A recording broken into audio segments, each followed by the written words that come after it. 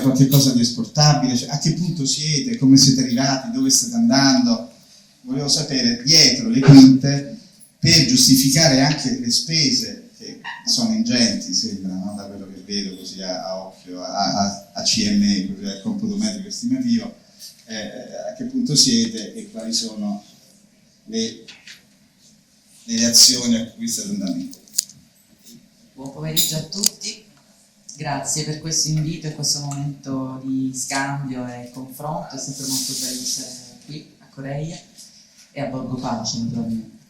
Ogni tanto la notte non dormo, non ho nessun problema a confessarlo, le sfide, le difficoltà, anche le gioie e le emozioni, l'adrenalina è sempre alta, quindi ogni tanto non dormo, però sono più le notti che dormo, quindi spero di avere sempre un bel capitale di sonno che mi serva come carburante, poi anche perché all'urbanistica serve molto immaginario. Ci pensavo anche guardando queste immagini e queste storie che hai raccontato, mi consenti di darti del tu, spero. Secondo me Borgo Pace è molto avanti, c'è qui tra l'altro anche l'assessore alla cultura Fabiana Cecirillo con la quale stavamo insieme in un altro appuntamento che avete organizzato qui. Io credo che Borgo Pace sia a buon punto rispetto a, diciamo, un inizio che era un inizio che non comprendeva sicuramente la presenza dei cantieri teatrali Coreia e che era un inizio dove un borgo, nel senso di un quartiere nato molto distante dalla città, non tanto come distanza fisica, ma come localizzazione di un piccolo borgo che aveva tra lui e la città una campagna che poi si è riempita male con una serie di edifici, infrastrutture, a volte anche edifici spontanei che non hanno costruito dei legami, ma diciamo hanno costruito anche delle distanze. E pur tuttavia però diciamo che il quartiere, oggi credo che sia più giusto chiamarlo quartiere Borgo Pace, conserva una sua alterità, una sua caratterizzazione. Ecco. Sicuramente la rigenerazione di questo luogo, con la presenza della progettualità poi di Coreia e di tutto il loro lavoro, io credo che abbia contribuito molto nel quartiere. Non parliamo di un cambiamento fisico, no? Ma parliamo di un cambiamento di, come posso dire, percezione anche di un quartiere. Questo è un luogo nel quale oggi viene tutta la città e non solo tutta la città, cioè questo è una porta sul mondo. Borgo Pace in questo momento è aperto sul mondo perché il teatro è un luogo di attraversamenti continui e poi siccome il teatro è uscito dentro il quartiere più volte e esce periodicamente, vive in qualche maniera il quartiere. Dopo questa esperienza forse non ci sono state delle politiche pubbliche sul quartiere in termini di progettualità, di infrastrutturazione, di ridisegno degli spazi pubblici, di intercettazione di bisogni del quartiere, no? Come diceva il nostro sindaco nella sua introduzione, fino a quando l'amministrazione comunale non si è resa conto che doveva fare un investimento su questi quartieri, diciamo così, satellite della città, perché c'è Borgo Pace, c'è Borgo Piave, c'è Borgo San Nicola, cioè ci sono una serie di nuclei che sono un po' distanti dalla città compatta e hanno una loro identità. Si sta facendo un progetto di spazi pubblici, si sta cercando di lavorare proprio per ricucire gli spazi, perché questo è un quartiere dove molte strade hanno delle sezioni viarie quasi da autostrada, cioè con queste grandi nastri di asfalto che non hanno i marciapiedi, che allontanano le case invece di avvicinarle. Poi magari sì, ci sono gli ortaggi, ci sono i giardini privati, ma Sicuramente c'è una dimensione magari di isolato, i vicini di casa tra di loro condividono dei legami, condividono magari una quotidianità, però c'è bisogno anche di condividere una vita collettiva, no? Qui veniamo per stare insieme, per vedere insieme uno spettacolo, per trascorrere del tempo insieme fondamentalmente. Allora, se manca lo spazio pubblico è più difficile trascorrere del tempo insieme, e quello che si sta cercando di fare è di accorciare le distanze, quindi trasformare le strade da luoghi eccessivamente informali nella misura in cui sono dei nastri di asfalto sovradimensionati a dei luoghi più pubblici, con delle prestazioni miste, quindi per i pedoni, per il verde, per la presenza di un albero, con l'intento di accorciare appunto le distanze. E camminando si vede che qualcosa già è in atto. Io adesso ho costeggiato il muro qui in cinta laterale, è un altro, cioè persino il filare alberato che ci costeggia il teatro e poi la scuola rurale, persino quegli alberi sembrano diversi, a me pare. Naturalmente questo progetto non sta ricevendo sempre consenso da parte della comunità. Ecco, io non so se questi progetti che sta facendo l'amministrazione, che appunto sono progetti, io direi elementari, nel senso che sono infrastrutture pubbliche, cioè sono progetti di ridisegno dello spazio pubblico, sicuramente non servono a cambiare un immaginario, come secondo me dovrebbe essere un progetto di rigenerazione, però facilitano sicuramente un miglioramento progressivo della qualità della vita di un quartiere. Poi ci sono altre questioni che sono legate a queste grandi dismissioni che ci sono nel quartiere, ma non voglio rispondere in maniera troppo lunga. Quindi. No, però la curiosità sì. Ovviamente è la base del nostro incontro. I grandi due edifici con tanti metri cubi, che sono la Telecom e siamo in delle manuffatture tabacchi, siamo in un interreg, quindi c'è una complessità di mestieri anche, no? Ma domanda 1, avete un piano, c'è un piano, ci sono delle idee, c'è un concorso di idee per utilizzarli?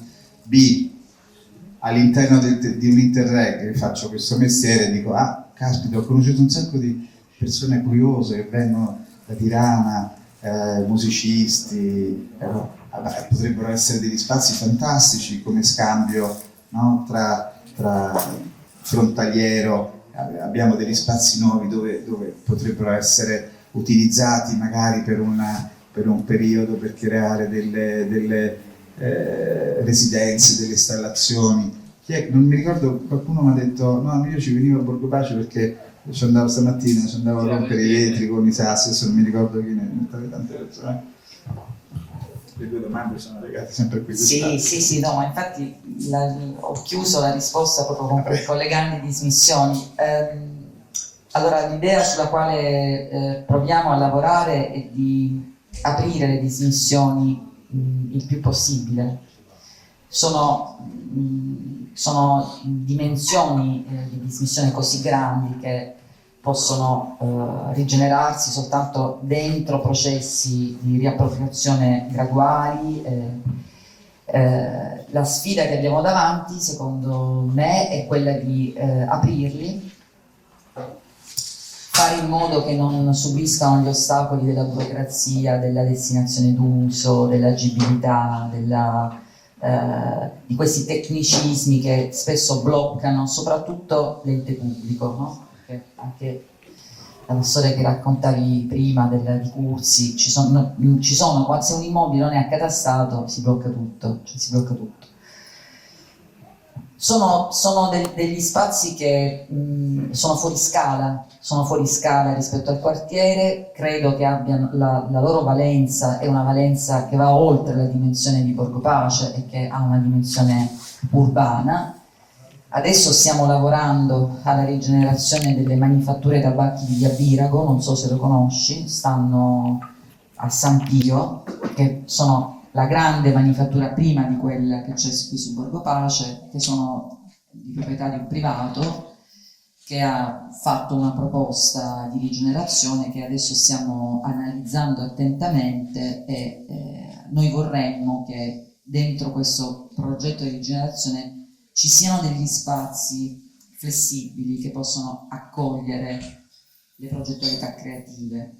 E per flessibili intendo dotati delle dotazioni tecnologiche minime, poi senza niente, senza apparati, senza grandi infrastrutturazioni, perché forse si possono automantenere se diventano luoghi di progettazione. Non c'è queste grandi dismissioni. Adesso ogni tanto riceviamo delle proposte, ma sulla grande manifattura non c'è una proposta ancora. Noi saremmo ben lieti se diventassero dei luoghi per la cultura o dei luoghi per la creatività, ma non solo, anche luoghi per la residenza o luoghi per lo sport. Penso che la cosa migliore sia che qualsiasi loro ripensamento agisca anche un po' per sottrazione. Cioè anche rispetto a quando i progetti di Helsinki che ci hai mostrato all'inizio sono nati, è già cambiato qualcosa, no? Cioè, poi questa stessa pandemia accelera il cambiamento e forse dobbiamo iniziare a togliere un po' di volume, a togliere un po' di detriti, a purificarli, a riutilizzarli anche per rinaturalizzare. Che cosa accadrebbe se per esempio nelle manifatture di Borgo Pace nascesse un bosco? Anche un bosco, non in tutte le manifatture, ma in una parte nascesse un bosco, e se poi da questo bosco partissero delle connessioni ecologiche tra più luoghi, tra più grandi luoghi, no? Anche questa è una rigenerazione, no? Il tema dell'ambiente che riguarda anche i detriti, no?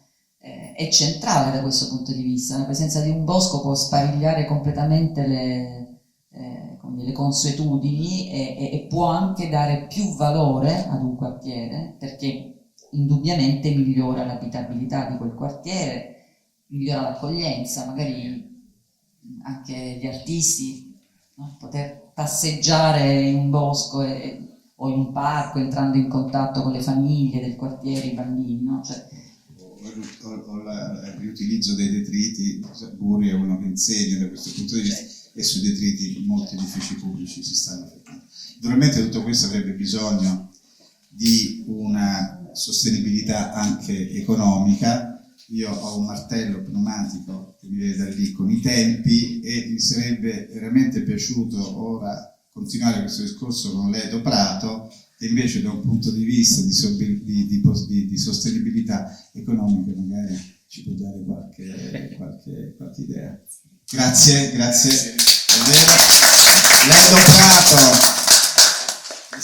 Ledo Prato, l'esperto nelle politiche per i beni culturali, in qualità di segretario generale dell'associazione Mecenate 90, ha svolto e svolge attività di consulenza in ambito giuridico amministrativo per alcune delle più importanti città italiane come Roma, Torino, Firenze, Venezia e Milano.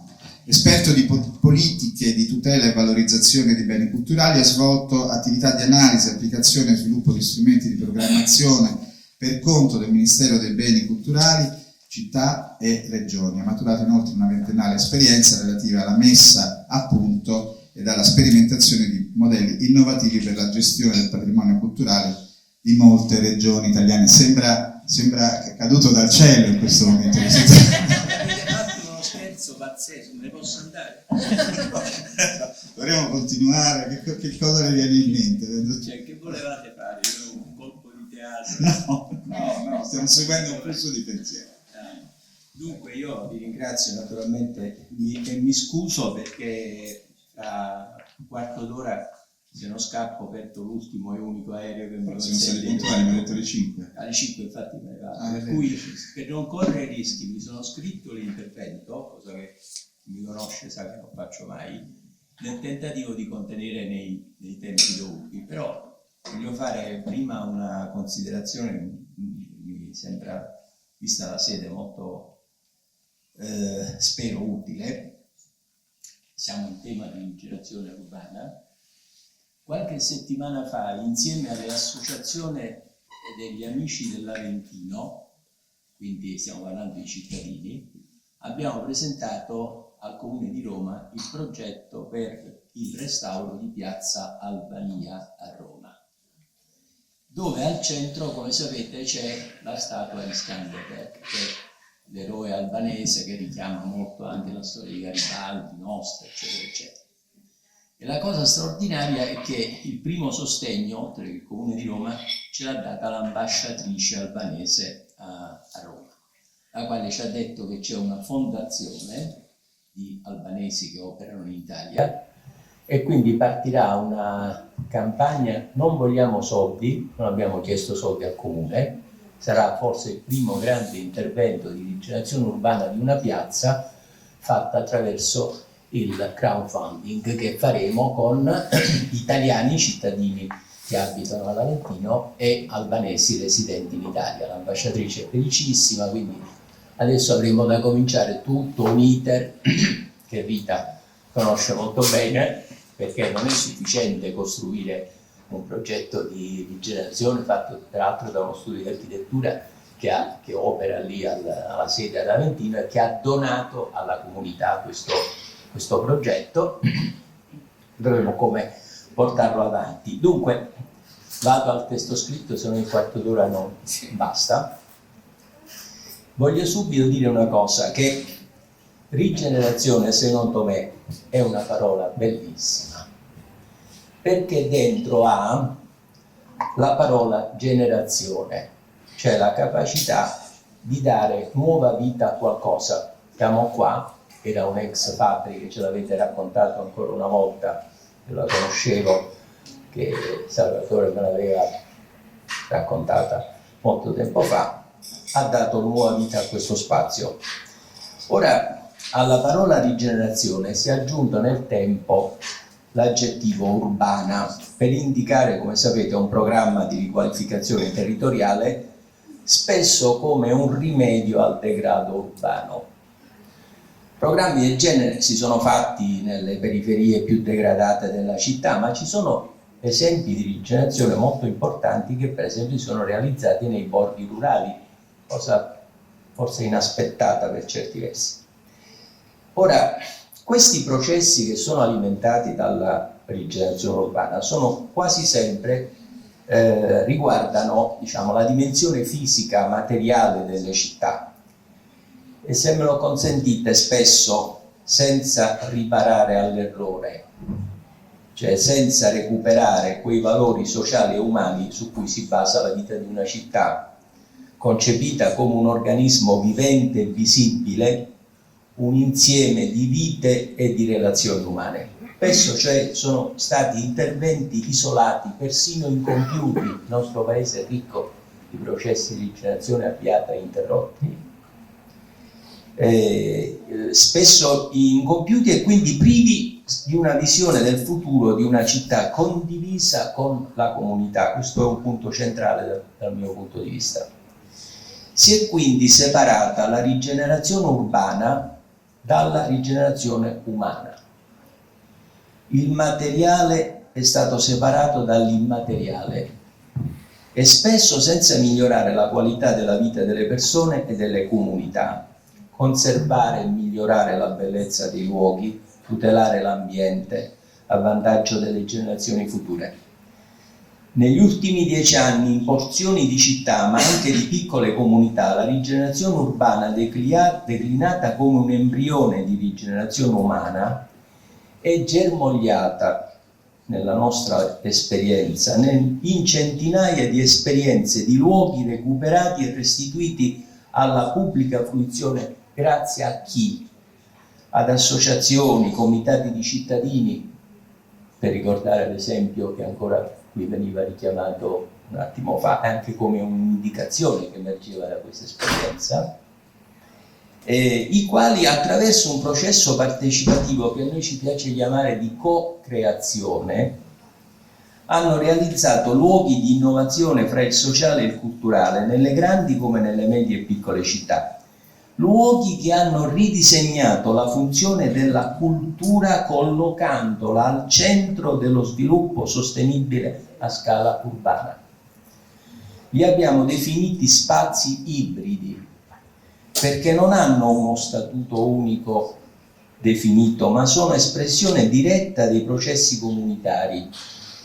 E in questo ambito assumono un particolare significato le iniziative che hanno preso forma nel Mezzogiorno, non solo per le condizioni difficili in cui sono nate e sono state sviluppate. Ci sono progetti di rigenerazione urbana che sono stati contrastati dalla malavita organizzata. Io avrei un lungo elenco da fare a questo proposito, soprattutto perché hanno un tasso di innovazione che per certi versi, non me ne vogliano gli amici del nord del paese, ancora più rilevante rispetto al nord. Sono imprese culturali con forme giuridiche diverse che hanno dato luogo, qualcuno sa di queste esperienze che abbiamo messo in piedi da qualche anno, a questa rete di vivaio sud che da ormai 7 anni ne accompagna lo sviluppo con il sostegno della Fondazione Con il Sud e il Forum del Terzo Settore.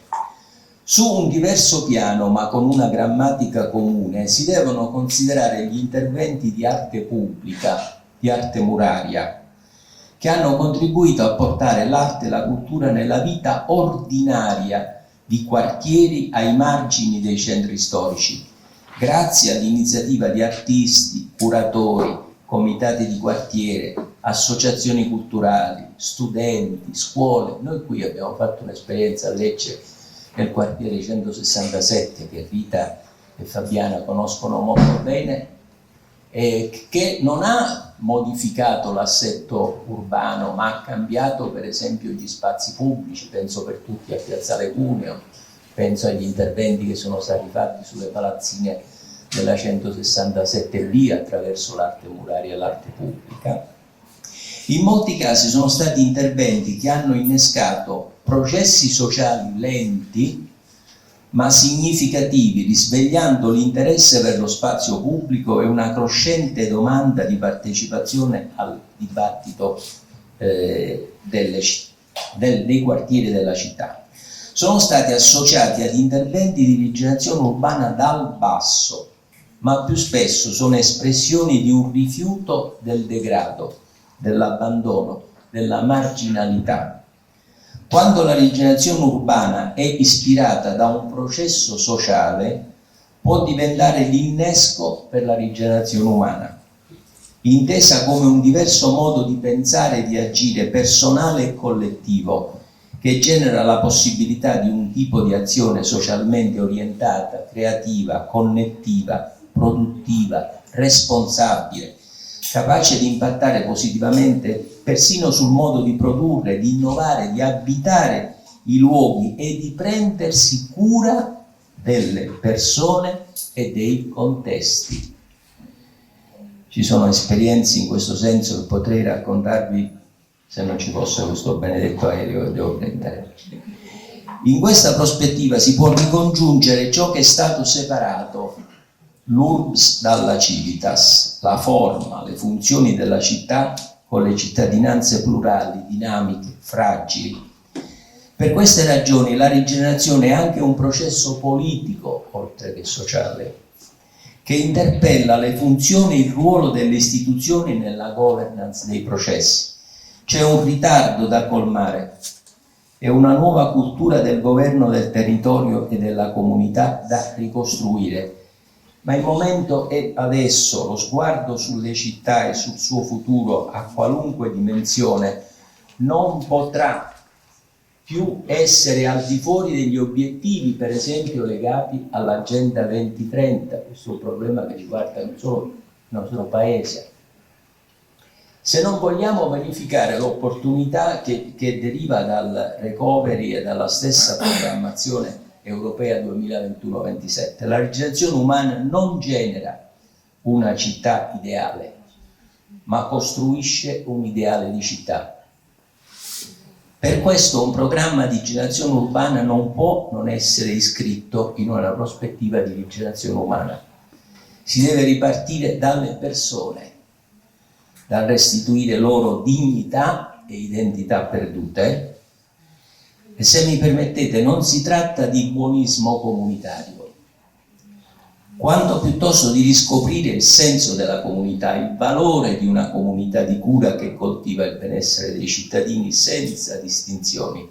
Una comunità, mi è piaciuta moltissimo questa frase che ho trovato, che esce dalla nube dell'inconsapevolezza per prendersi cura dell'ambiente urbano ed extraurbano, ricostruendo quell'armonia fra centri urbani e campagne, paesaggio urbano e paesaggio extraurbano che spesso abbiamo smarrito. Servono indirizzi nazionali, certo, che stabiliscano linee guida che vengano poi interpretate alla scala locale sulla base delle singole strategie territoriali. Servono piattaforme condivise per generare una nuova politica.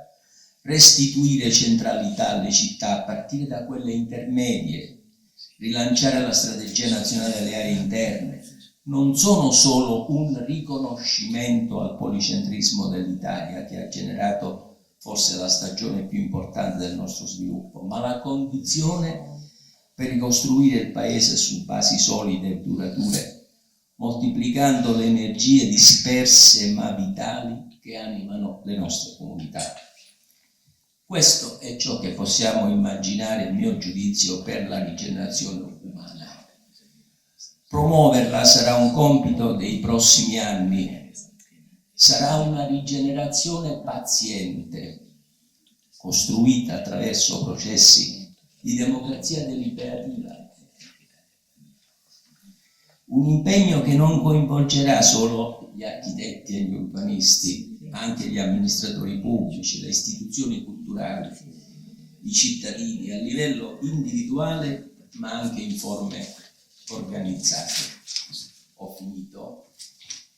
Il lavoro da fare è tanto ed è complesso e la strada è lunga ed è tortuosa, ma mi ha colpito una frase di Lucien Kroll: a camminare si impara camminando. Grazie.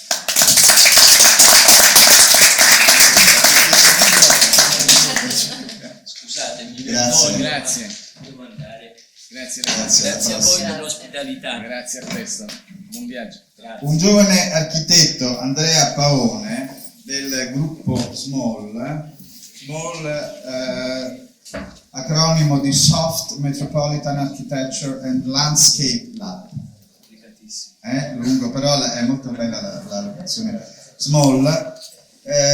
Lui si laurea con una tesi sull'impianto produttivo di Fier in Albania, poi ti dico il resto, ma mi ha colpito naturalmente anche la mia partecipazione qui, oltre a una questione professionale, affettiva, è anche legata a una incredibile curiosità sullo state of art di Tirana, perché quello che a noi ci arriva e che viene in qualche modo misurato dai media è che Tirana, diciamo, nel Mediterraneo, in tutto il Mediterraneo, sta consumando una delle rivoluzioni più consistenti, rischiose,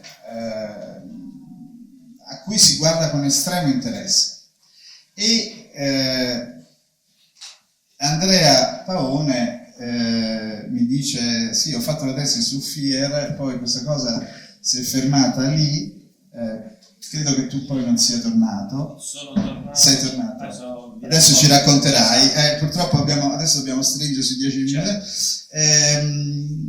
C'è una cosa però che devo dirvi sul suo studio che mi piace marcare, ed è legato al fatto che loro dicono che questa locuzione identifica un'approssimazione progressiva e morbida al design, partendo dai campi specifici della disciplina, con un orientamento preferenziale alle componenti immateriali e software dei territori. Non sai quanto questo per me è seducente e come sono d'accordo, e quindi ti lascio la parola per due ragioni. Io faccio sempre così ci diamo i compiti reciproci. Uno è: sei un giovane architetto, è stato in Albania, ti sei consumato, perché devo dirvi, nessun progetto è così serio come una tesi di laurea. Cioè, adesso l'assessore è andato via, ma un architetto nella sua vita professionale e un assessore anche all'urbanistica non farà mai una cosa così seria come uno studente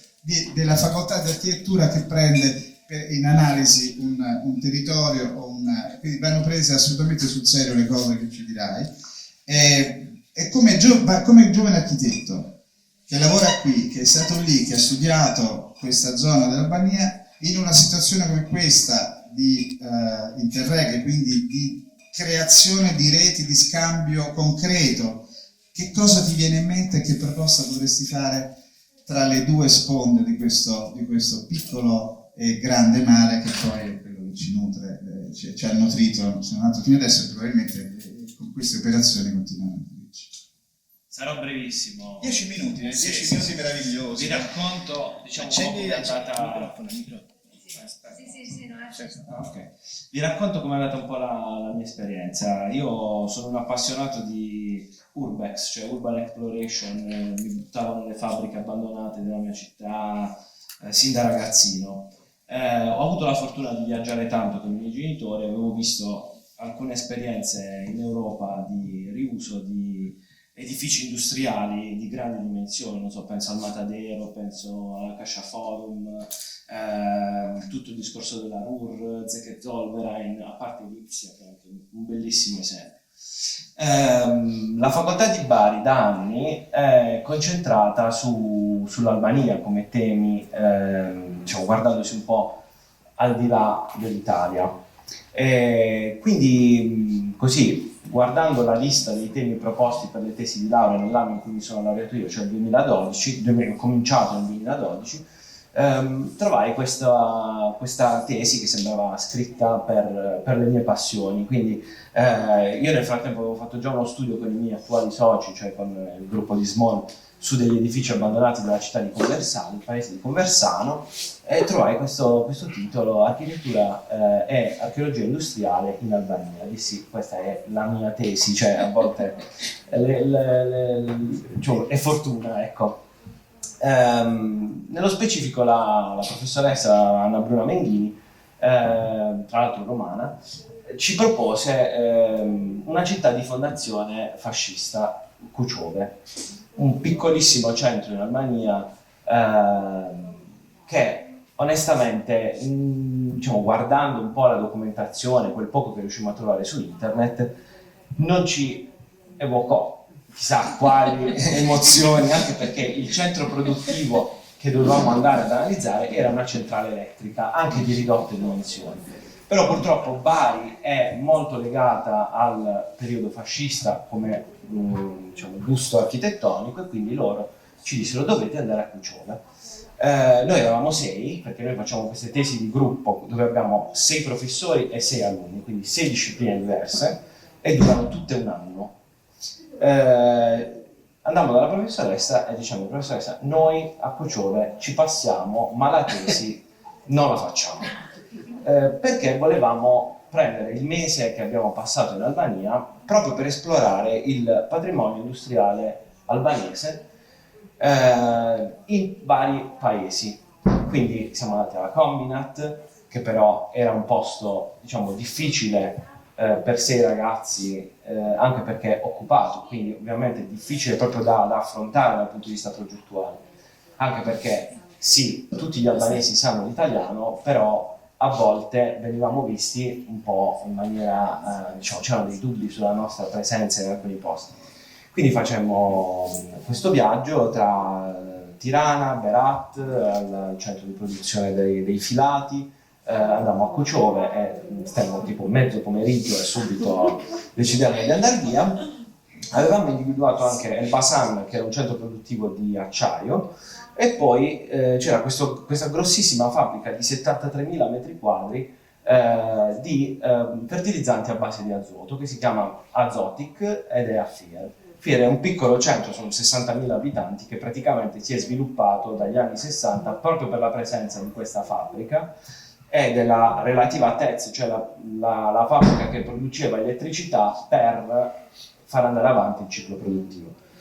Questa fabbrica negli anni, diciamo dagli anni 60 agli anni 80, aveva acquisito una forma, direi, ciclopica, cioè veramente enorme, e quindi ovviamente rispetto alla piccola centrale di produzione di elettricità di Cuciove noi rimanemmo estasiati da torri di raffreddamento, percorsi, carrelli, c'era veramente di tutto per chi è appassionato di questo settore. E quindi abbiamo passato 15 giorni dei nostri 30 a disposizione in Albania, li abbiamo passati a Fier.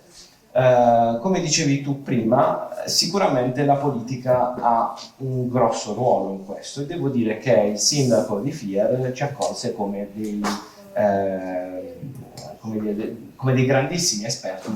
Eravamo acerbi ancora, eravamo tutti ragazzini, però ci ha accolto e ci ha tenuto lì a Fier, facendoci accompagnare addirittura ogni giorno nell'area produttiva da 2 guardie, perché sosteneva che noi dovessimo essere, diciamo, in qualche maniera aiutati, e siccome era comunque un centro molto pericoloso dal punto di vista strutturale, perché negli anni tutte le parti metalliche si erano ammalorate, potevano cadere, eccetera, c'erano queste 2 persone che ci aiutavano. Dopodiché il progetto è andato avanti, siamo rientrati in Italia, abbiamo portato avanti il progetto di tesi. Alla fine dell'esperienza di tesi ovviamente c'erano proposte sia dal punto di vista architettonico, proprio sugli immobili, e quindi proprio facendo anche una selezione di quello che c'era, perché dei 70 edifici che componevano la enorme, parliamo di capannoni, torri di raffreddamento, anche da un punto di vista architettonico molto interessante. Ne erano rimasti solo alcuni, molti erano danneggiati, quindi il nostro progetto prevedeva una selezione di questi edifici e un tema di quest'area che si orientava soprattutto sulla food industry, perché avevamo capito che insomma in Albania c'è una grande attenzione per la coltivazione, c'è una grande attenzione per il cibo e si mangia benissimo, e quindi anche parlando con l'amministrazione dell'epoca ci avevano chiesto che ci creassimo, diciamo, lo spazio per una facoltà che si occupasse proprio di cibo e di produzione di cibo, e che nonostante la bonifica necessaria, avevamo studiato insieme a un professore la possibilità di fitodepurare i territori, quanto ancora? Di fitodepurare. Vabbè, però io lo dico. No, vabbè. Quindi avevamo studiato questo sistema di rinverdimento, di creazione di nuovi campi, di riattivazione e di ricollegamento di quest'area produttiva con la città, che ormai erano abbastanza slegate e tenute insieme da un'area fluida occupata da un gruppo di Rom, da una comunità Rom.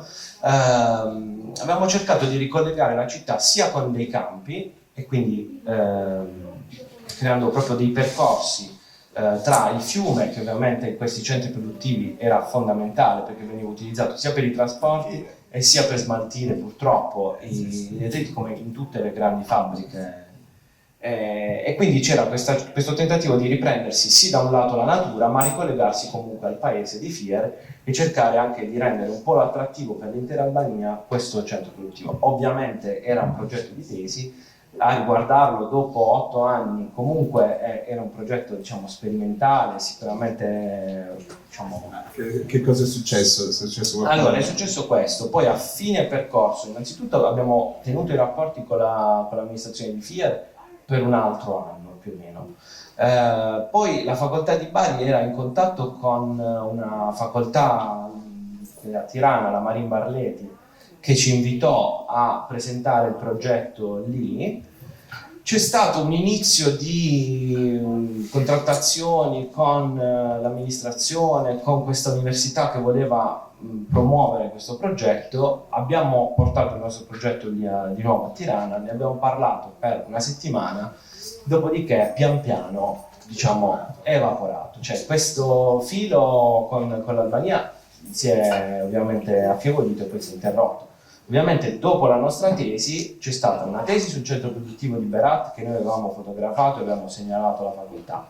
C'è stata una seconda tesi sempre sul centro produttivo di Fier che riguardava la TEZ, quindi l'azienda che produceva elettricità, un po' più piccola di quella della Zotic, ma comunque anche un interessante esempio di architettura industriale, di architettura industriale. Dopodiché, diciamo, è finita lì, devo dire la verità.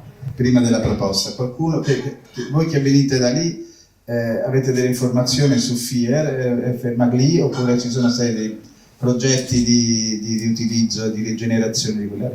Beh, forse non so se, sicuramente sì, moltissimo. Fier, no? È una cittadina che adesso, a differenza di Tirana, un bellissimo spazio espositivo, che a Tirana per esempio non c'è.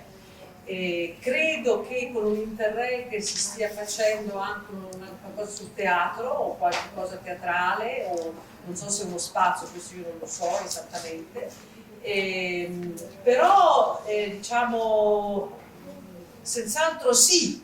È attivato, Diciamo, è successo qualcosa. È successo qualcosa. Sono molto contento. Vale la pena tornare, Esatto. capire cosa c'è. Sì. Assolutamente. Aspetta, per fondo c'è qualche altra cosa? Si sono concentrati più, hanno costruito l'ospedale più grande Ah, è vero. dell'Albania. A Fier c'è l'ospedale più grande dell'Albania? Sì. O fuori Fier, ma sulla periferia, No. e poi scuole, quindi si sono concentrati più per il momento, non troppo forse sulla cultura, ma più sulla sanità e l'educazione. Ma si sta muovendo. Bene, E comunque sono molto vicino contento. a Fier c'è Apollonia, no? Quindi Certo. un grande sito archeologico. Ci siamo stati. Esatto, che quindi appunto anche quello, diciamo, È un'attrazione. è Ci un'attrazione. sono anche degli altri nuovi scavi fatti Esatto. da una università di Bologna. Sì. No, Apollonia è francese. Francese, È sì. francese. Saranda, Sì, Butrinti e sì, Bologna. Butrinti, sì. E quindi qui c'è. Quindi in realtà anche perché è un po' di passaggio, no? Sì, sì. Per andare a Vanona, anche se con la nuova superstrada si evita il Non centro, entri in Fier. non entri più, però insomma adesso è diventato, diciamo, un luogo facile da raggiungere, ecco, diciamo così, a differenza di quanto era forse quando tu sei stato. Sì, 2013. Ecco, penso È no. cambiato Adesso è cambiato, sì.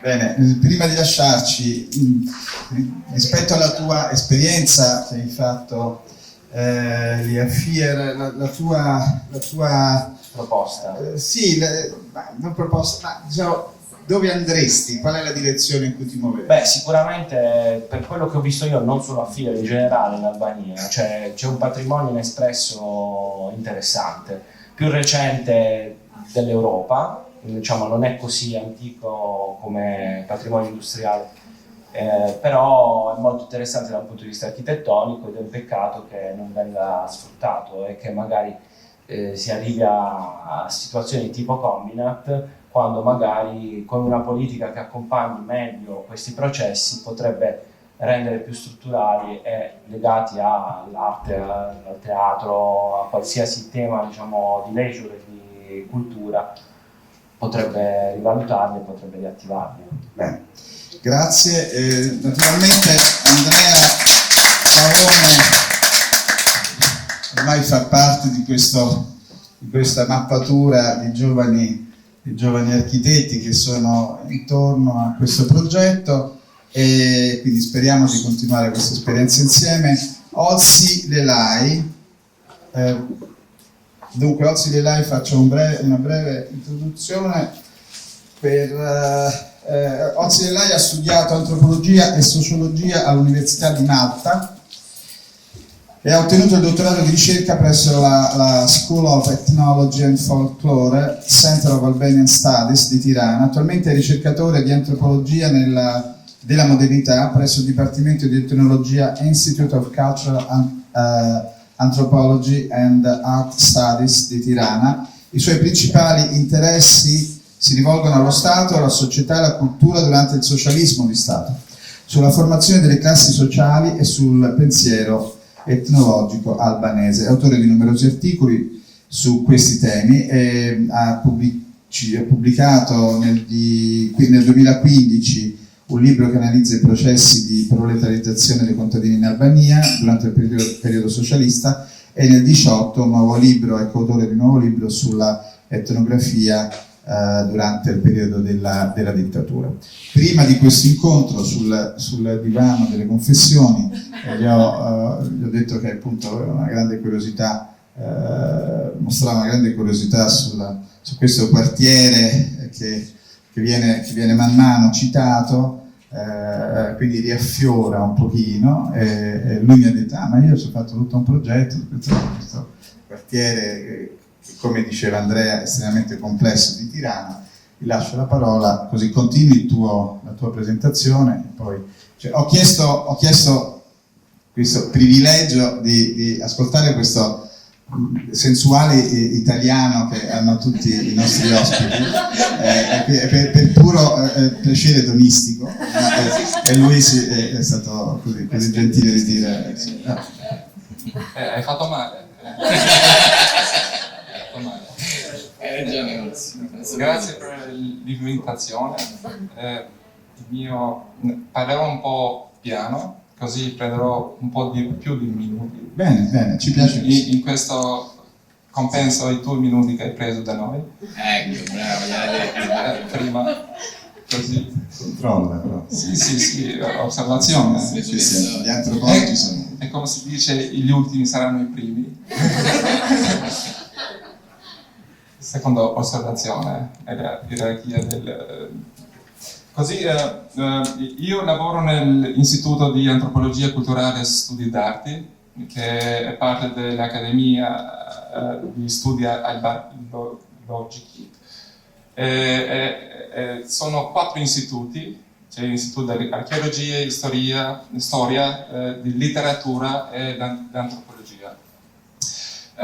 Nel nostro istituto abbiamo delle linee di studio.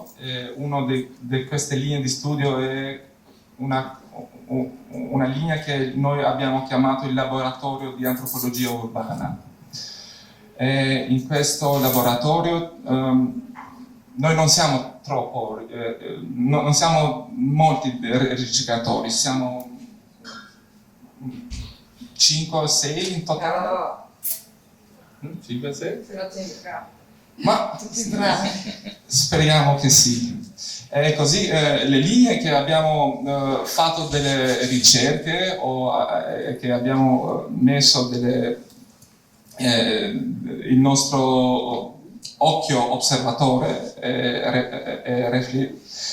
sono le nuove zone residenziali, formali e informali, la politica dello Stato. Questa è la prima linea di questo laboratorio.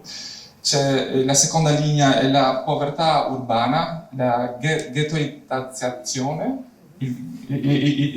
la formazione dei ghetti, un po', ghettizzazione, la marginalità urbana e le creazioni delle gated community.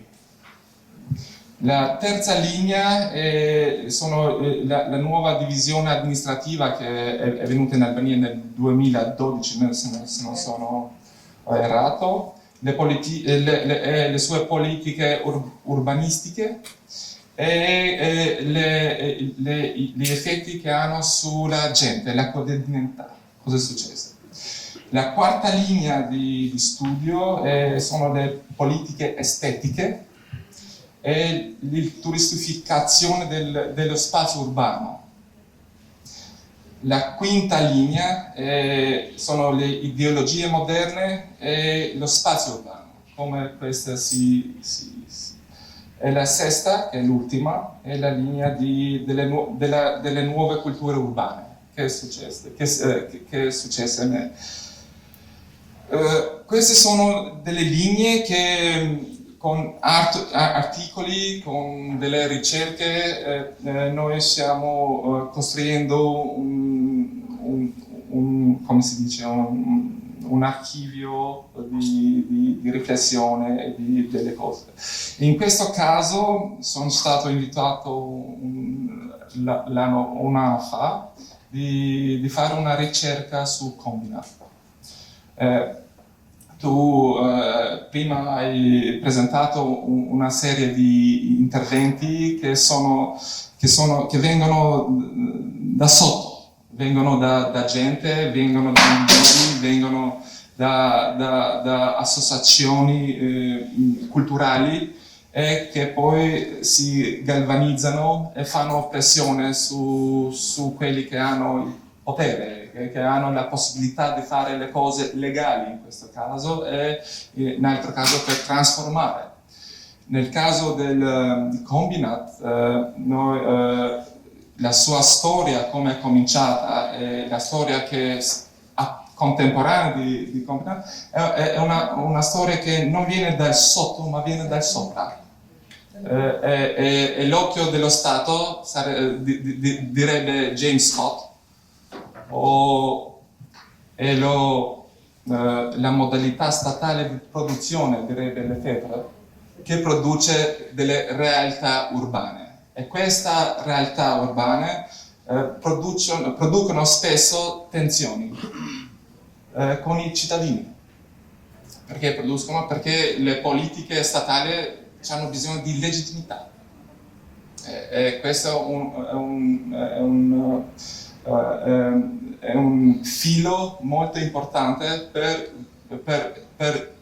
il nostro vedere come le politiche di rinnovamento delle urbanità si applicano. Questo è uno del caso empirici che mi sono venuto parlando con i cittadini di Combinat. Combinat è nato come un progetto socialista a fine guerra. L'idea di parte dell'industrializzazione dell'Albania,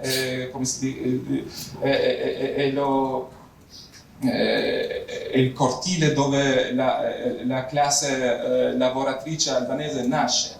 Gente viene dappertutto dall'Albania, soprattutto dal sud dell'Albania. Qualcuno mi dice che noi a Combinat abbiamo anche il nostro dialetto.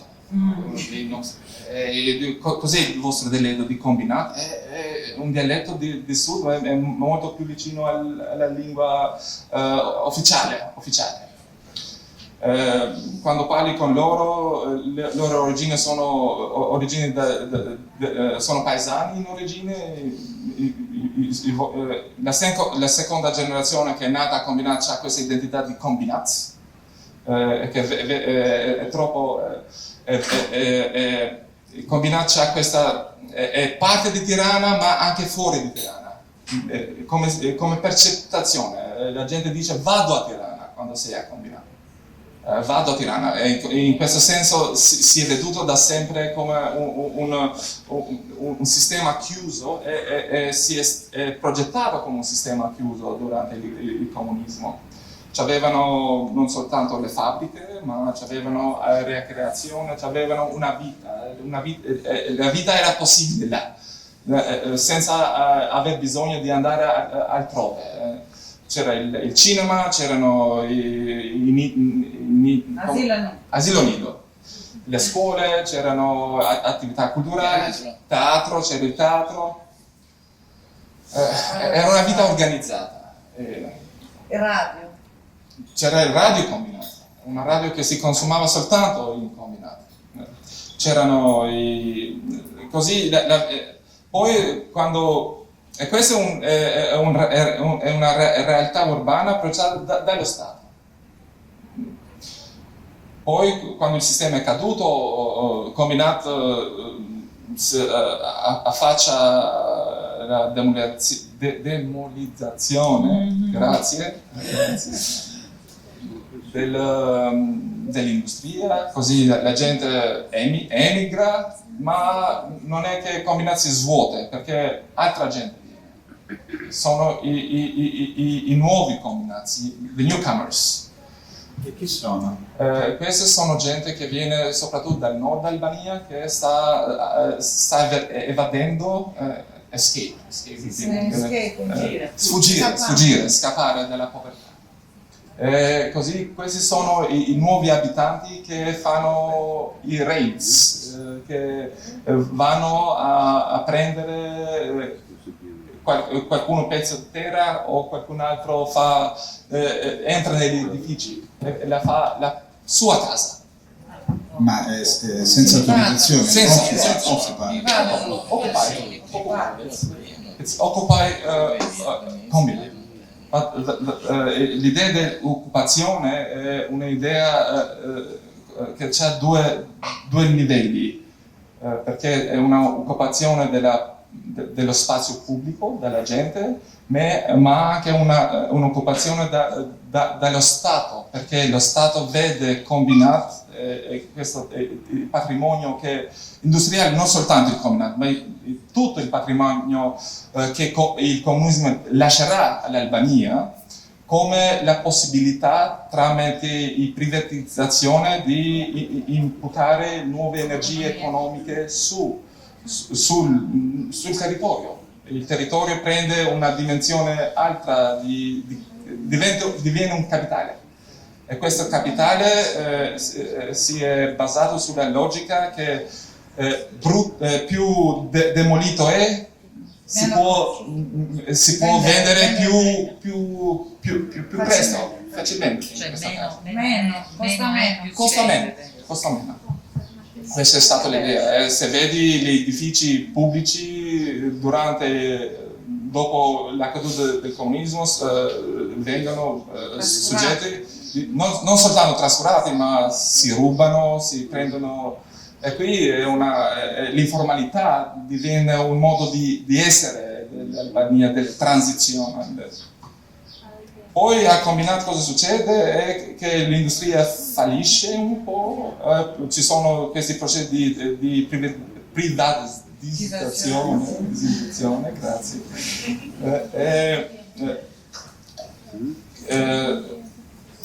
Qualche edificio rimane come atelier per continuare il lavoro, ma ci sono nuovi business che si aprono a Combinat.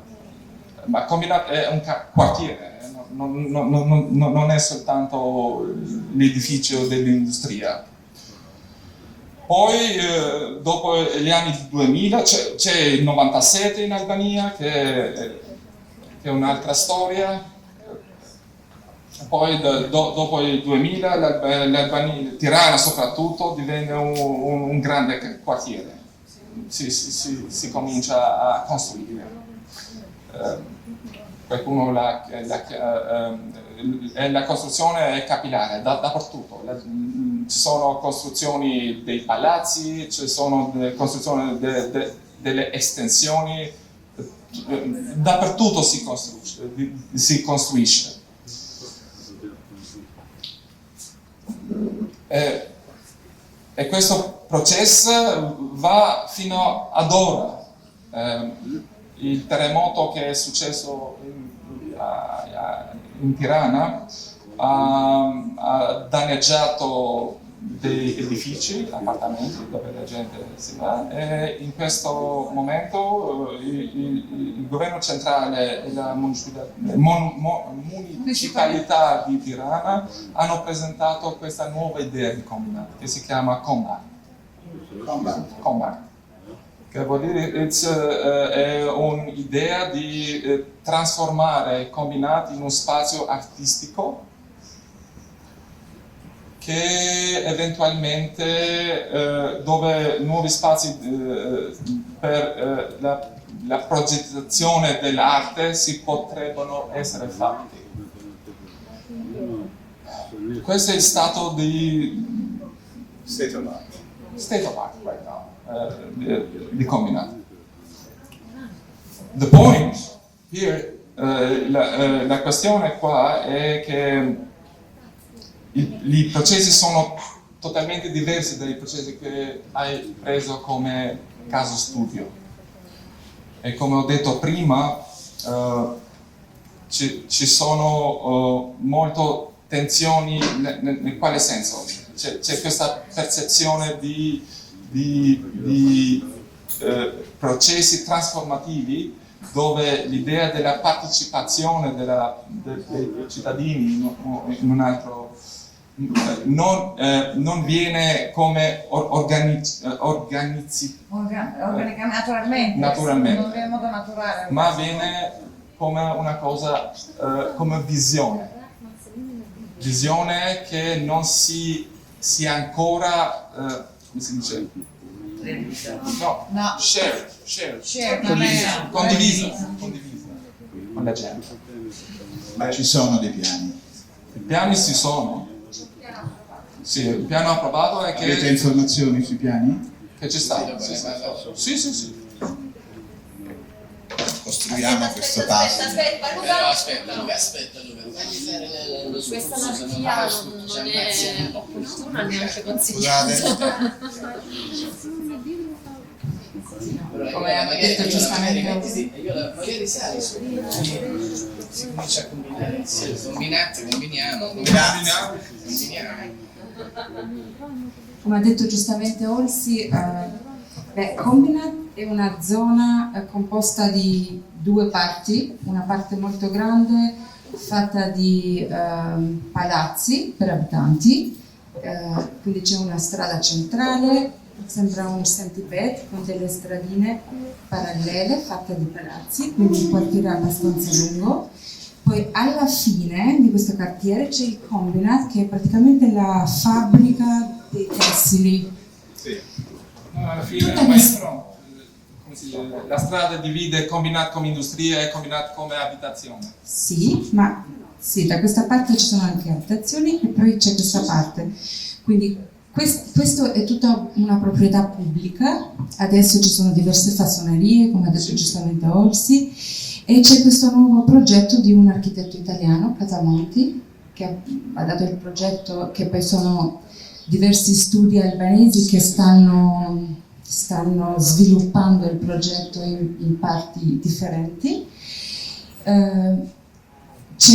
È già cominciata la costruzione dei palazzi. Giustamente Orsi ha detto che ci sono dei palazzi di abitanti che durante il terremoto hanno sofferto tantissimo, quindi questa costruzione è già cominciata, è la prima parte del progetto. L'altra parte è creare una cité des arts, quindi far trasferire la facoltà dell'architettura, costruire 3-4 musei, tante gallerie e tutto l'altro spazio, perché è enorme, c'è anche questo cammino gigante che diventerà una galleria ugualmente, quindi dare lo spazio agli artisti, per residenze di artisti, per studi di artisti, e quindi creare questo spazio comune gestito dal Comune, Ministero della Cultura, che sarà usato dagli artisti di tutte le categorie delle arti. Questo è il progetto. Quindi è una progettualità diversa dagli esempi che abbiamo fatto, dove c'è un town planning in qualche modo. Sì, c'è un town planning. E da un punto di vista antropologico questa mutazione, cioè se tu parti da sotto Questo che ho detto, appunto dal mio fieldwork, il lavoro che ho fatto là, c'è questa attenzione. La gente si sente esclusa. Un caso che mi hanno detto, che non è direttamente relato a Combat come idea, perché quando ho chiesto per Combat mi hanno detto ma si vede bene così nel template, ma quando non si sa. Mi hanno detto, ho domandato per le strade, per i nomi. Là c'è la piazza Garibaldi, nel centro di Combinat. Una cosa che mi hanno detto, ma cosa ha fatto Garibaldi per Combinat? Cosa ha fatto? Cosa vuol dire questo per me?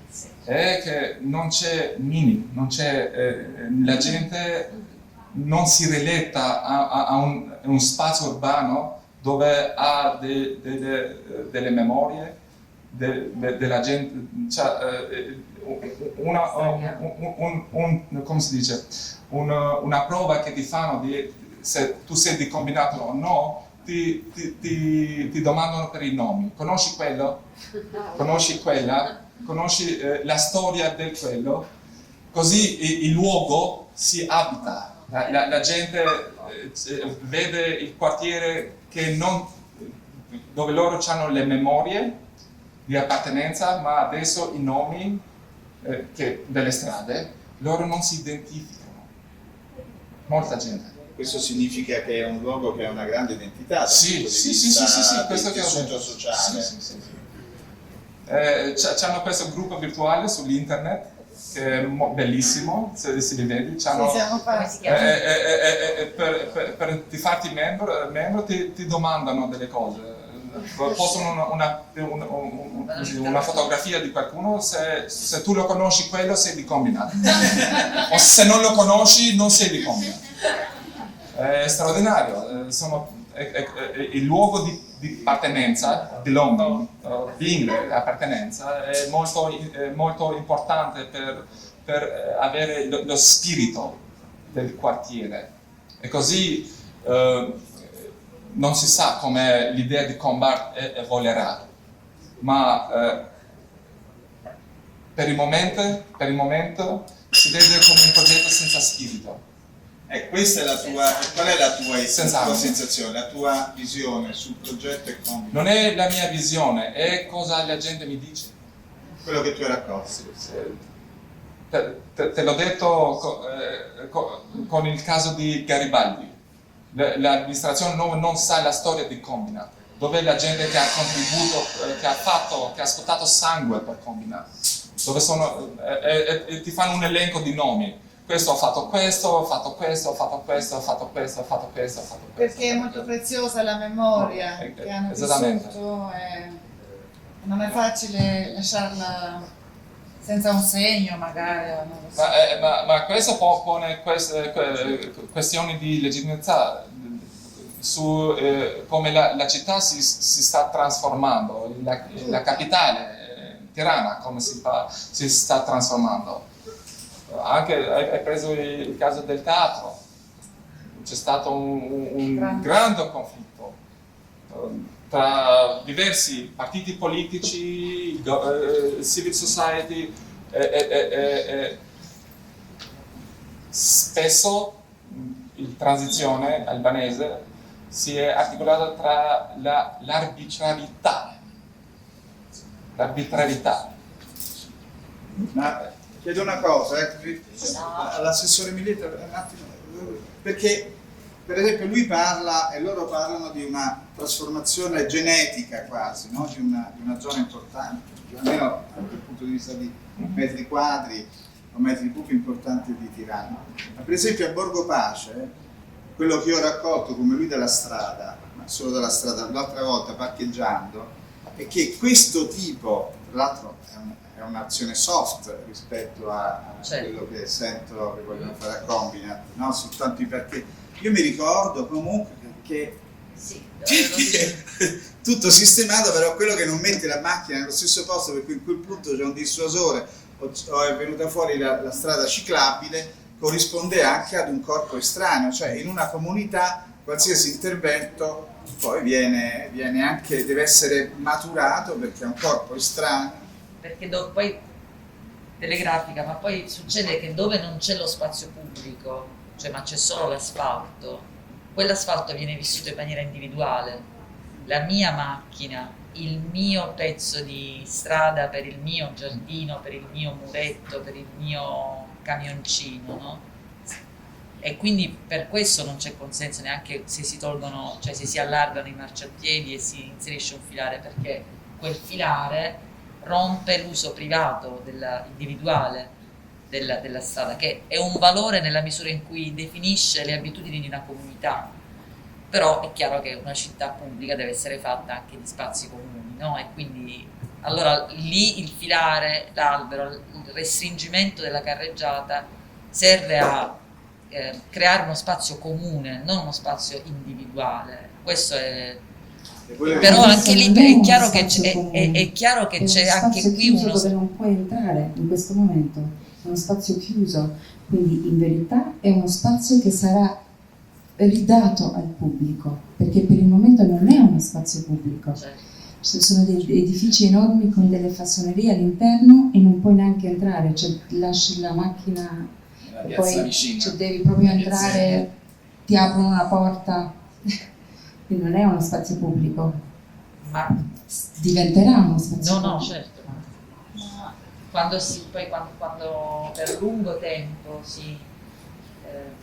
c'è un radicamento di un modo di vivere, di un modo o di una storia che è molto difficile ricostruirla o comunque attivare un processo di rigenerazione, perché scardina, come dire, le abitudini e però io ho visto che quando ci siamo insediati per la prima volta siamo andati per la prima volta nelle marine, abbiamo fatto questo percorso di queste passeggiate collettive, dicendo anche delle cose scomode, no? Dicendo le dune sono delle spiagge, non delle case, no? Perché abbiamo fenomeni di abusivismo edilizio.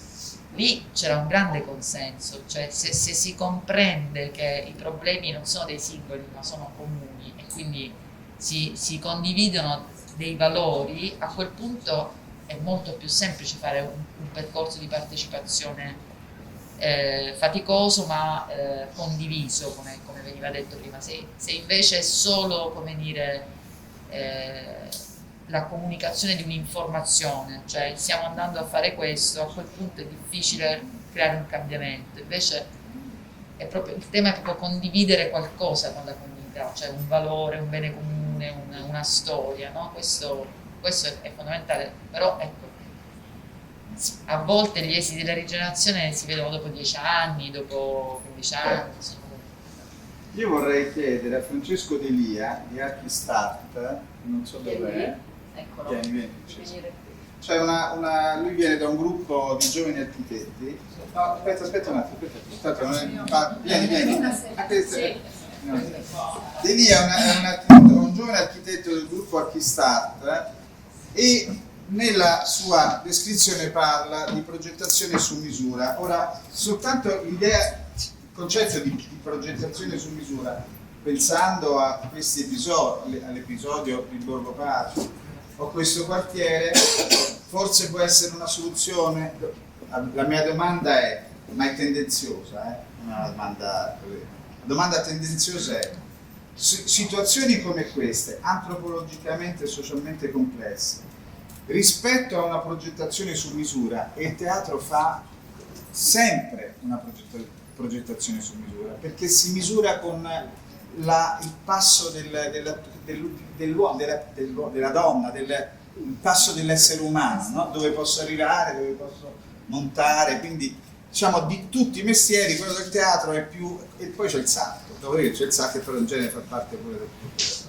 Allora una progettazione su misura dove gli esperti sono identificati in un gruppo di persone che non da fuori, no? Non per concorso, non per town planning, ma per un lavoro da inventare naturalmente, ma forse progetti come questi potrebbero identificare questi studi mobili, dove per esempio risposte alle domande che ha fatto per noi Garibaldi, o come si chiama quella persona, potrebbero essere intercettate all'interno del processo. Io mi ricordo per esempio un anno sul muro laterale della manifattura tabacchi furono stampati i volti degli abitanti di questo posto, non so se erano abitanti di questo posto o erano lavoratori i lavoratori di questo del quartiere che lavoravano lì dentro. Allora per esempio questo progetto, rispetto a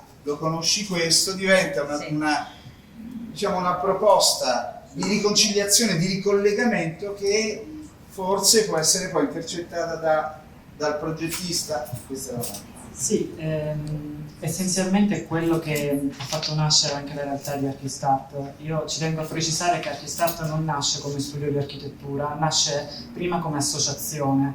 Archistart nasce come un'associazione che sovvenziona delle organizzazioni, dei workshop, dei seminari, e quindi nasce prima come uno studio sociale, cioè come una cooperazione di una società che mette al servizio il proprio credo, il proprio la propria identità al servizio poi di quello che sarà l'architettura, il vivere lo spazio. Un esempio concreto di progetti a cui avete lavorato? Beh, inizialmente facevo l'esempio dei workshop Via Summer, io avevo, sì, c'è anche il video di quella del 2019, vengono invitati questi architetti, giovani architetti, quindi anche la promozione di una nuova generazione, no? Più giovane, che guardi a questi luoghi della memoria con uno sguardo rinato. E Via Summer nascono come workshop talvolta anche di installazioni non permanenti, momentanee, che lavorano appunto sul luogo. IAC sta per cosa? International Architecture Holiday. Holiday. Cioè vacanze. Holiday. Sì, vengono fatti d'estate. Una vacanza architettonica. Sì, dove... e in questo caso era il workshop fatto a San Cataldo, con appunto poi c'erano delle installazioni, e forse c'è anche il video di 2 minuti che non parte, forse ve l'avevo dato in sì, c'è quello subito cartella. Dopo. Vediamo questo video e andiamo all'ultimo.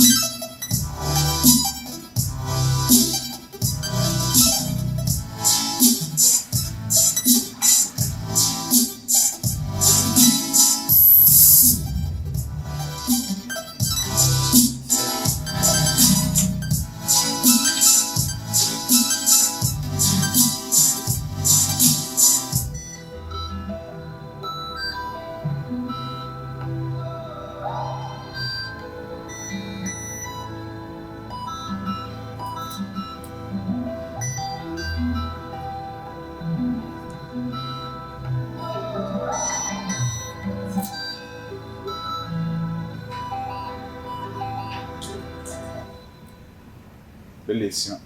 Questa potrebbe essere... Sì, mi collego anche a quello che diceva l'assessore Miglietta, no? Talvolta quello che vogliono aiutare a questi eventi, no? È a sensibilizzare la comunità, a creare quella libertà, dove libertà noi etimologicamente la definiremmo come fare quello che si vuole, no? Quindi lasciare alla società dare il permesso di fare ciò che si vuole. In realtà libertà è quasi non concepita come dare, cioè credere in qualcosa, no? Credere con coerenza, professare quel credo e avere quella visione, no? Si è liberi quando si crede con coerenza, si professa quel credo, quella visione del mondo, no? Ed è questo anche, talvolta molti progetti vengono accusati di essere utopici, di essere troppo grandi, no? Però se noi guardiamo a quella parola utopia come qualcosa che non può avere luogo in quanto tale, allora noi ci sbagliamo, no? Utopia è più avere un'etica. Tommaso Moro ce lo dice nel 400, nel suo Utopia lui scrive, no, di una città ideale, e in quella città ideale lui dice non è la città che vedete nei dipinti di Urbino, no? La città ideale dove è una città perfettamente architettonica, dove è perfetta volumetricamente ma una città vuota, non c'è la società, non c'è gente. Tommaso Moro ci parla di una città ideale dove l'idealità, la perfezione di quella città è la società che opera in essa, no? Quella società etica, e alla fine definisce anche un concetto bellissimo di utopia, cioè produrre utopia come produrre progresso. Nell'ultimo secolo, no? Ha fatto anche lei l'esempio del teatro Corellia, no? Poteva essere additato come un'utopia, però di fatto quell'utopia ha permesso di progredire a un quartiere come Borgo Pace. Diventare tessuto. Grazie Francesco De Lia, hai un commento prima di passare a Iola Sozza? È l'ultimo commento, perché i casi che ci offre sono casi che vengono da sotto, è molto importante in questo caso. La trasformazione urbana in Albania non viene da gruppi che vengono da sotto, vengono progettati in studi, vengono articolati tra il local dello Stato. Ho una domanda però. Ma questo produce delle situazioni che la comunità si tiene fuori. Ecco, ma da un punto di vista, no, mi interessa il contraddittorio, ma dal punto di vista di visione, poi aspetta che segue il coso. Bisogna disinfettare. No, lo deve disinfettare. Deve disinfettare. No, lei deve disinfettare.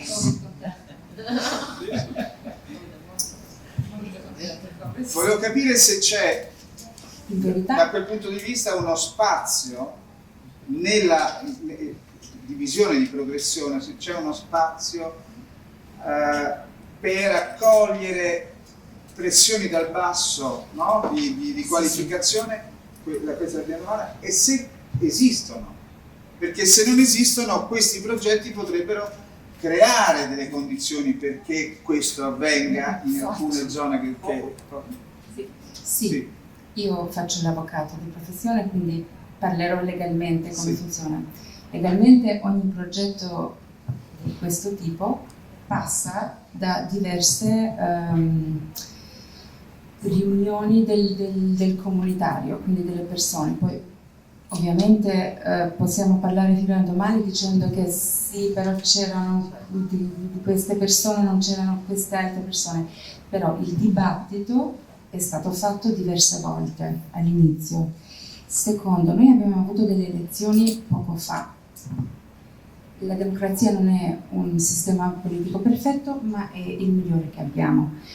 Quindi, siccome questo progetto è stato presentato l'ottobre scorso, noi abbiamo avuto le elezioni ad aprile, Combinat cioè il partito che ha presentato il progetto ha stravinto, quindi in un modo ha accettato il progetto anche per una seconda volta. Poi io non volevo entrare in questa discussione, ma dall'altra parte Combinat parte dall'esigenza degli artisti a Tirana che da anni e anni cercano dei spazi, cercano casa. Posso dire questo?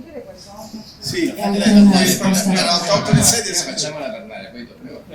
Quindi, siccome molte volte hanno richiesto dei spazi grandi dove unirsi e dove avere diversi, quindi arte, scultura, pittura, arte contemporanea, architettura, letteratura, eccetera, volevano uno spazio grande comune, e questa cosa si dice da moltissimi anni. Siccome perché il Combat del quale stiamo parlando, geograficamente dopo questa non c'è niente. Cioè non è in mezzo ai palazzi, no? È la periferia. È la periferia, e dopo non c'è, ci sono molto dopo delle case, quindi comincia un'altra zona, poi di fronte c'è un cimitero e poi c'è il landfill, quindi questa è semplicemente una zona che sarà ridata a questo quartiere. Poi ognuno ha l'opinione personale. Io ero molto contenta del progetto perché sento da moltissimi anni gli artisti ricercare spazio, quindi se vuoi dire qualche cosa o lei, e poi si prepari perché mi interessa, siamo sugli artisti. Sozza. Salvatore, chiedo scusa, pensavo che avesse finito Iola, tanto è mia amica. No, perché mi è piaciuto tantissimo questo settore, perché ci sono le cose concrete, e poi si è parlato tanto di Tirana e di Albania in modo concreto, e anche di esperienze che noi sogniamo come la costruzione di Corea. Prima parlavo con Irene come possiamo avere anche noi uno spazio, la possibilità di trasformare uno spazio abbandonato in questo, a funzione d'arte, teatro, eccetera, ed essere indipendenti. Certo.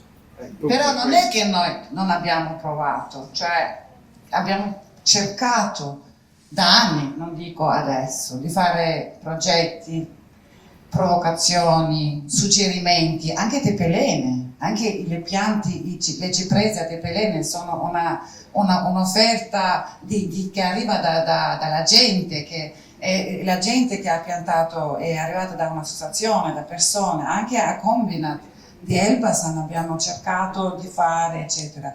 Però a quanto pare siamo diversi nel rapporto politica e artista. Cioè, non lo so, è una cultura diversa di mandare avanti le cose, non so, la tradizione, eccetera. Da noi non ha funzionato questa pressione, che non dico che è sbagliato o giusto, e adesso i spazi abbandonati per trovarli a trasformarli, continuiamo a sognare, essere indipendenti. E questa è poi la tensione che si crea quando una cosa viene offerta come tale e tu ti senti, ma forse è una cosa normale, ti senti in tensione, cosa succederà e se ne sarò parte. Questo tra artisti ma anche tra cittadini. Questo volevo semplicemente dire, che a quanto pare tutti finiamo i nostri discorsi nella politica o cominciamo dalla politica, ma tutto questo è una tensione che da noi ha funzionato diversamente, ma non è che non abbiamo provato, e da voi ha funzionato come io, in modo diverso. Non dico che è sbagliato e giusto, abbiamo ancora un intervento. Facciamola, rimani qui. Aiola Xoxa. Sono io. No, allora, volevo chiedere questo. La tensione che io riconosco, l'attenzione di come collocarsi in quello spazio, no? Cioè uno spazio viene sistemato da altri. È come, perché noi ne abbiamo discusso tantissimo. Quando tu dici questo, con Salvatore, ma anche con molti altri, a un certo punto abbiamo detto, se attendiamo quei tempi lì, questo teatro non lo avremo, questo spazio non lo avremo. C'è un problema di urgenza. Ma questo sì, un ritmo. È un problema di ritmo, quindi non di contesto, ma di ritmo. Se io devo attendere e ho 20 anni e tutto il processo ne prende 15, probabilmente tra 15 anni quell'urgenza non ce l'avrò più. Allora come rompere, oppure come azzerare questi tempi? Allora, azzerare questi tempi, per esempio l'antropologia sociale o l'indagine sul territorio può darci delle indicazioni, cioè intercettare l'attenzione sociale significa anche, nel momento che tu rilevi un problema, provare a dare una risposta, che forse non è l'unica risposta possibile, non è quella di sistemare, mettere tutto a posto e poi dire bene adesso entrate, ma forse immaginare dei percorsi dove ci sono degli appuntamenti intermedi, dove prima di ristrutturare o prima di mettere a posto iniziano delle azioni possibili. E capisco quello che dicevi prima, perché il punto è sempre lo stesso, è che cosa facciamo? Riduciamo il problema a una zona, qui ci sono dei problemi legali, di agibilità, di percorribilità, di identità del luogo,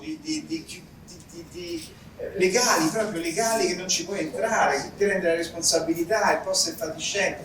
Allora, per esempio, andare per gradi è una possibilità, lascio questa domanda a tutti. La seconda è andare per gradi significa anche, per esempio, lavorare soltanto fuori, cioè creare il bosco di cui parlavi tu, cioè riappropriarsi negli interstizi, cioè avvicinarsi piano piano forse a una strada per identificarsi poi anche con quella zona, perché il problema è l'identità, se tu non hai l'identità lì come ci vai a lavorare? Abbiamo detto in Albania, non so se esiste anche qua, noi diciamo sali che ti ammazzo, scendi che ti ammazzo. Svilse brava. Quindi da una parte abbiamo sempre la comunità che vuole spazi nuovi, spazi contemporanei, abbiamo gli artisti che richiedono spazi, che vogliono lo Stato che li aiuti.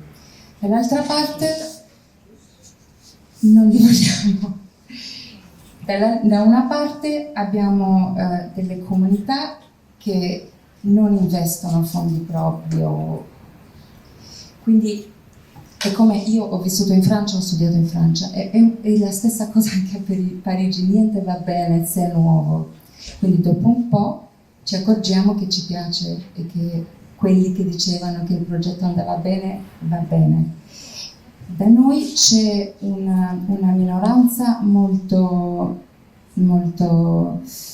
rumorosa e la maggioranza è più tranquilla, quindi a volte è relativo, quindi a volte il progetto, in questo caso c'è diverse riunioni, quindi in questo caso sicuramente il progetto è stato approvato dalla comunità e anche dalla comunità degli artisti che per molti anni faceva riunioni in diversi ministeri e dal comune richiedendo spazi.